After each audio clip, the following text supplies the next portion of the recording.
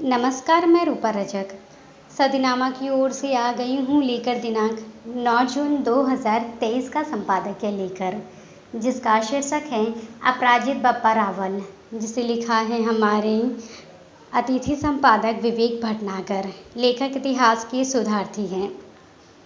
हमारे भारतीय सीमा पर न जाने कितने आक्रमण हुआ। पहले आक्रमण का समय 712 अरबों ने किया, दूसरा 500 साल बाद हुआ, और इन सब की रक्षा करने वाले एक नाम है बप्पा रावल। और जानते हैं इस संबंध में आगे क्या कहते हैं हमारे संपादक महोदय। भारतीय सीमाओं पर अरबों का पहले आक्रमण का समय 712 ईस्वी सन, दूसरा आक्रमण 500 साल बाद का है। इन 500 साल का सीमाएं सुरक्षित रखने में बप्पा रावल जैसे के नाम हैं। यह एक इतिहास है कि मेवाड़ के राजवंश गुहिलोत और उसकी शाखा सिसोदिया ने राष्ट्रीय रक्षार्थ अपना सर्वस्व निछावर किया है। शौर्य और बलिदान के धराधाम मेवाड़ पर अपने अतुलनीय शौर्य से वीर रस को साकार करने वाले गुहिलोत वंश का दावा है कि वे यहाँ पर 7वीं सदी के शासन कर रहे हैं। आखिर इस वंश का पहला शासक कौन था, वह कहाँ से आया था, और उससे पहले यहाँ पर शासक कौन हुआ होगा। अब तक प्राप्त हुए विदीर्ण शिलालेखों और जनश्रुतियों से जो कथा या कहानी सामने आती है, वह न केवल काफ़ी आश्चर्य है बल्कि गौरवपूर्ण और प्रेरणास्पद भी है।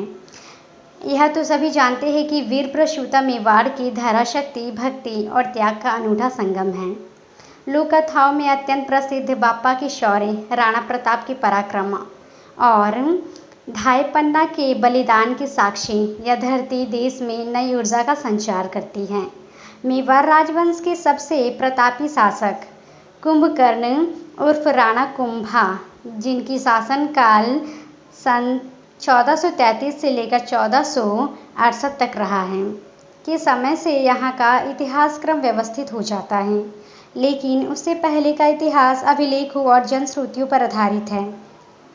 712 ईस्वी में जब सिंध पर अरबों का भाषण और भीषण आक्रमण होता और राजा दाहिर सेन पराजित होने से खलीफा का राज्य सिंध की घाटी पर स्थापित हो जाता है।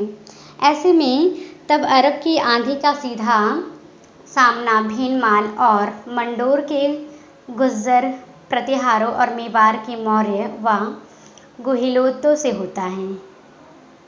उस समय मेवाड़ के सैनिकों और शासकों ने देश के सीमा रक्षक की भूमिका निभाई और भारतवर्ष के सम्मान की रक्षा की, अन्यथा देश इस्लाम की आंधी से नेस्तनाबूद हो जाता और सनातन धर्म, जिसे आज हिंदू कहा जाता है, वह अपने अस्तित्व को बचाने के लिए पारसियों और यहूदियों की भांति मातृभूमि से पृथक हो चुका होता। परंतु इस शोध के किया जाना अभी बाकी है कि जब राजस्थान की सीमा पर अरबी सेना खड़ी थी तो मेवाड़ का सैन्य संचालन कौन कर रहा था, यहाँ पर शासक कौन था। अस्थायी श्रुतियों को और कुछ सिक्के के आधार पर मनाया गया। 733 ईस्वी में किसी बप्पा वाप या बोपक नामक गुहिल वंशी का शासन यहाँ पर था। अब तक प्राप्त जानकारियों के अनुसार बप्पा रावल, बप्पा या बापा वास्तव में व्यक्तिवाचक शब्द नहीं है, अपितु यह एक प्रकार की उपाधि है। आदर सूचक बापा शब्द भी मेवाड़ के एक कुछ विशेष राजाओं के लिए प्रयुक्त होता आ रहा है। समझा जाता है कि मेवाड़ के गुहिल वंश के बप्पा उपाधि प्राप्त राजा अपराजित भी बप्पा रावल के नाम से प्रसिद्ध हैं। इन दोनों का ही समय आसपास का है। राजा अपराजित का वर्णन 661 ईस्वी का कैटमभीरिपु मंदिर को उदयपुर शहर से करीब 20 किलोमीटर दूर है कि अभिलेख से मिलता है। यह वही स्थान है जहाँ कभी मेवाड़ की पहली राजधानी नागदा बसी हुई थी। दूसरी ओर बप्पा का सोने का सिक्का अजमेर से मिला है, जो 733 ईस्वी। और जानते हैं दूसरे भाग में। प्रारंभ करते हैं दूसरा भाग। दूसरे भाग के अनुसार जो 733 ईस्वी माना जाता है, इसका वजन 115 ग्रेन या 65.7 रखती हैं। इस सिक्के के सामने की और ऊपर से हिस्से में माला के नीचे श्रीबोप अंकित हैं। बाईं ओर त्रिशूल है और दाहिनी तरफ वेदी पर शिवलिंग बना है। इसके दाहिनी ओर शिवलिंग की और मुख किए नंदी बैठे हैं। शिवलिंग और नंदी के नीचे दंडवत करते हुए एक पुरुष की आकृति है। पीछे की तरफ चंवर, सूर्य और छत्रा चिन्ह भी हैं। इन सब के नीचे दाहिनी ओर मुख किए एक गौ खड़ी है और उसी के पास दूध पीता हुआ बछड़ा है। ये सब चिन्ह बप्पा रावल की शिव शक्ति और उसके जीवन की कुछ घटनाओं से संबंध है। बप्पा रावल के प्रजा संरक्षण, देश रक्षण आदि कामों से प्रभावित होकर ही संभवतः जनता ने इसे बापा पदवी से विभूषित किया था। महाराणा कुंभा के समय में रचित एकलिंग महात्म्य में किसी प्राचीन ग्रंथ या प्रशस्ति के आधार पर बापा का समय संवत 810 दिया गया है। एक दूसरे एकलिंग महात्म्य से सिद्ध होता है कि यह बापा के राज्य त्याग का समय था। यदि बापा का राज्यकाल 30 साल का भी रखा जाए तो वे सन 723 के लगभग गद्दी पर बैठे होंगे। उनके पहले भी उस वंश के कुछ प्रतापी राजा मेवार हो चुके थे, किंतु बापा का व्यक्तित्व उन सबसे बढ़कर था। चित्तौड़ का मजबूत दुर्ग उस समय तक मौर्य वंश के राजाओं के हाथ में था। जनश्रुति से यह प्रसिद्ध है कि हारिस रसिन राशि कलुषित मठों के मठाधीशों को कहते हैं की कृपा से बापा ने मानमोरी को मारकर इस दुर्ग को हस्तगत किया। राजस्थान का इतिहास के लेखक कर्नल टॉड को यहीं पर राजा मान का विषय का एक शिलालेख मिला था, जो सिद्ध करता है कि बापा और मानमोरी के समय में विशेष अंतर नहीं है। उदयपुर से करीब 20 किलोमीटर दूर बसा नागदा एक समृद्ध नगर और बापा के समय गुहिलों की राजधानी था। सन 1233 से 35 में ममलुक सुल्तान इल्तुतमिश ने हमला कर इस नगर को नष्ट कर दिया। इसके बाद इसी के निकट पहाड़ी क्षेत्रों में इल्तुतमिश नागदा के शासन जेतरा सिंह से पराजित हुआ। दिल्ली लौटने पर सन 1236 में इल्तुतमिश का निधन हो गया। इसके बाद मेवाड़ की राजधानी स्थायी रूप से चित्तौड़गढ़ स्थानांतरित हो गई। अनुमान है कि बापा की विशेष प्रसिद्ध अरबों से सफल युद्ध करने के कारण हुई थी। सन 712 ईस्वी में मोहम्मद बिन कासिम ने सिंध को जीता। उसके बाद अरबों ने चारों ओर धावे करने शुरू किए। उन्होंने चावरों, मौर्यों, सेंधियों, कच्छेलों और गुज्जरों को हराया। मारवाड़, मालवा, मेवाड़, गुजरात आदि सब भूभागों में उनकी सेनाएं छा गईं। इस भयंकर कालअग्नि से बचने के लिए राजस्थान में कुछ महान विभूतियों का जन्म हुआ, जिनमें विशेष रूप से प्रतिहार सम्राट नागभट्ट प्रथम और बापा रावल के नाम उल्लेखनीय हैं। नागभट्ट प्रथम और बापा ने मिलकर अरबों को मेवाड़, पश्चिम राजस्थान और मालवे में मार्ग भगाया। बापा रावल के मुस्लिम देशों पर विजय की अनेक दंतकथाएं अरबों की पराजय की इस सच्ची घटना से उत्पन्न हुई होंगी। बापा का प्रसिद्ध अरब संघर्ष। जनश्रुतियों में प्रसिद्ध अरबों के आक्रमणों ने 8वीं सदी में राजस्थान की सीमाओं को रक्त से लाल करना शुरू किया, तो चित्तौड़ के, मोरी और नागदा के। तो ये था हमारा दूसरा भाग, और आगे तीसरा भाग करेंगे। शुरू करते हैं हमारा तीसरा भाग। गुलहितों ने मिलकर तत्कालीन उत्तराधि स्वामीन और गुज्जर प्रतिहार वंश के शासक नागभट्ट के प्रथम के नेतृत्व में खलीफा की सेनाओं से संघर्ष किया। इनका साथ दक्षिण भारत के चालुक्य वंश सम्राट विक्रमादित्य दूसरे के सेनापति अवनिजनाश्रय पुलकेशी ने दिया था। माना जाता है कि नागदा के बापा रावल ने इस युद्ध में भारतीय सेनाओं का नेतृत्व किया और अरबों पर गजनी तक धावे बोले। यह सभी युद्ध 724 से 740 ईस्वी के बीच लड़े गए।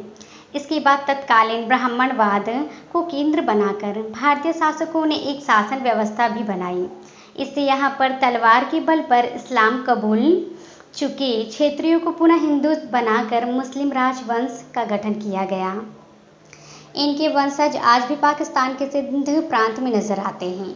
सिंध में अरबी आक्रमण की सबसे भीषण आंधी उस्मायद खलीफा अल वालिद एक के काल में 692 से लेकर 718 ईस्वी के बीच चली। इसमें सन 712 में खलीफा के सेनापति मोहम्मद बिन कासिम ने सिंध शासन अलौर के दाहिर सेन को पराजित कर उसकी राजधानी अलौर और फिर प्रमुख शहर ब्राह्मणबाद पर कब्जा कर लिया। अब वह सीधे गुजर प्रतिहार साम्राज्य की सीमा पर खड़ा था। इसके बाद खलीफा और उसके सिपहसार मोहम्मद बिन कासिम के विवाद के कारण यह आक्रमण कमजोर हो गया और अरब सेनाएं आगे नहीं बढ़ सकीं। 8 वर्ष बाद खलीफा अल यजीद के काल में सेनापति हाशिम के नेतृत्व में सेना फिर से गठित हुई और प्रतिहार व चालुक्य साम्राज्य की ओर बढ़ने लगी। इस बार इस क्षेत्र के राजाओं ने एक संगठन बनाया। इसमें नागदा के शासक बाप्पा रावल चित्तौड़ में मौर्यों के साथ संगठन में शामिल हुए। संगठन का नेतृत्व प्रतिहार सम्राट नागभट्ट प्रथम ने किया। वह अपनी राजधानी कन्नौर से भीनमाल ले आया जो सिंध की सीमा पर थी। अग्निहल वारासी चालुक्य सेनापति अवनिजनाश्रय पुलकेशी भी संगठन में शामिल हुआ। संगठन की सेनाओं का सेनापति बाप्पा रावल को चुना गया। इसका प्रमाण अवनिजनाश्रय पुलकेशी ने 739 ईस्वी के नवसारी अभिलेख से प्राप्त होता है। इसके बाद 723 ईस्वी में अल जुनैद खलीफा का प्रतिनिधि बनकर भारत आया और भारत को खिलाफत के झंडे के नीचे लाने के अभियान ने गति पकड़ी। उसने मारवार, भीनमाल और अग्निहलवार को अपना निशाना बनाया। तब बापा के नेतृत्व में संगठन गठबंधन सेना भीनमाल से बढ़ी और ब्राह्मणबाद के निकट जुनैद की सेना को हराया और आगे बढ़कर अलौर को भी जीत लिया। इसके प्रमाण हमें चचनामा से मिलते हैं। पराजित जुनैद ने कश्मीर का रास्ता पकड़ा, लेकिन वहां भी उसे ललितादित्य मुक्तापीर की प्रबल सेनाओं से परास्त होना पड़ा। इसका वर्णन कल्हण द्वारा लिखित कश्मीर के इतिहास राजतरंगिणी से प्राप्त होता है। इस प्रकार बापा के प्रबल आवेग और ललिता आदित्य के पराक्रम से जुनैद को सिंधु नदी के पूर्वी तट पर शरण लेनी पड़ी और उसने वहां पर अल मंसूर नाम से राजधानी बनाई। ईस्वी 731 में अल हकीम सिंध की राजधानी अल मंसूर का गवर्नर बनकर सामने आया। उसने आगे हम चौथे भाग पर चलते हैं। हमारा चौथा भाग प्रारंभ होता है। उसने आगे बढ़कर ईस्वी 736 में भीनमाल और अग्निहलवार पर हमला किया। इस बार फिर बापा रावल के नेतृत्व में भारतीय सेना ने अल हकीम को हराया। यह हार इतनी प्रबल थी कि आने वाले 200 वर्षों तक कोई इस्लामी सेना भारत पर हमले का प्रयास नहीं कर सकी। इसका वर्णन भीनमाल के अभिलेख से मिलता है। इसका प्रमाण अवनिजनाश्रय पुलकेशी से 739 ईस्वी के नवसारी अभिलेख से भी मिलता है कि कच्छेला, सैवध, सौराष्ट्र, काबुटक, मौर्य और गुज्जर सेनाओं ने मिलकर ताजिको सेना को करारी मात देती हैं।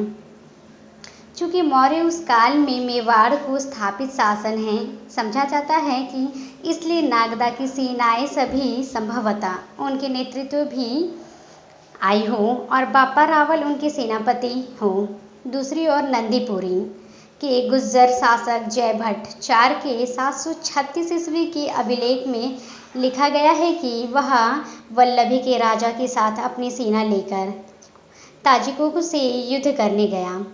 एक जैन प्रबंध के अनुसार भीनमाल के निकट जालोर में अपने वंश का पहला शासक नाहर था। उसने अरब के मुस्लिम आक्रांताओं को युद्ध में पराजित किया। नाहर को नागभट्ट प्रथम के रूप में स्वीकार किया गया है। वह गुज्जर प्रतिहार वंश का संस्थापक माना गया। इससे यह स्पष्ट होता है कि बापा रावल और नागभट्ट प्रथम काल का ही एक था। एक और गुर्जर प्रतिहार अपनी शक्ति बढ़ा रहे थे तो दूसरी ओर बाप्पा मेवाड़ में अपनी धाक। बाप्पा के विजय अभियानों के कारण अरब आक्रमणों में काफ़ी कमी आई। अल हकीम की मृत्यु के बाद अरबों के हमले भारत में और भी कम हो गए। इस प्रकार भारत पर आने वाले 300 वर्षों तक मुसलमान के शासन में आने से बचा रहा, जो कि बाप्पा का ही प्रताप माना जा सकता है। इस बीच गुर्जर प्रतिहार उत्तर भारत के प्रमुख शक्ति बनकर उभरे और गंगा की घाटी से सिंध तक उनका साम्राज्य फैल गया।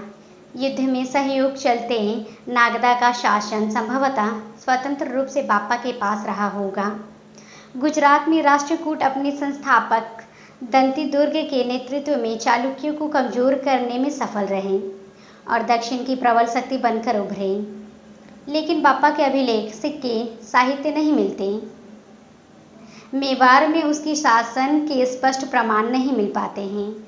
सिंध के अधिकृत इतिहास चचनामा में बाप्पा का विवरण मिलता है। उसके अनुसार राजा दाहिर की मौत के बाद देवल और उसके आसपास के क्षेत्र में अरब का प्रभाव स्थापित हो गया था। देवल के हिंगलाज भवानी अभिलेख से प्रमाणित होता है कि दाहिर के पुत्र जयसेन के साथ उसकी माता रानी लारी देवी चित्तौड़ मदद। इस पर चित्तौड़ मौर्य शासन ने अपने सेनापति बाप्पा रावल को सेना के साथ मदद के लिए भेजा। उसने भारतीय राजाओं के संगठन के साथ मिलकर अरबों से 16 वर्ष तक संघर्ष किया और सिंध से अरबों के प्रभाव को समाप्त कर दिया। इसके बाद उसने गजनी के अरबी शासन सलीम को पराजित कर उसे संधि करने पर और उसकी पुत्री माया से विवाह किया। तो ये था दोस्तों हमारा आज का संपादकीय। कल फिर लौटेंगे एक नए विषय, एक नए संपादकीय के साथ। तब तक के लिए नमस्कार। सुनकर देखो, सुनकर देखो, सुनकर देखो जी। ममता राहुल मोदी बोले, लिखे जितेंद्र जी।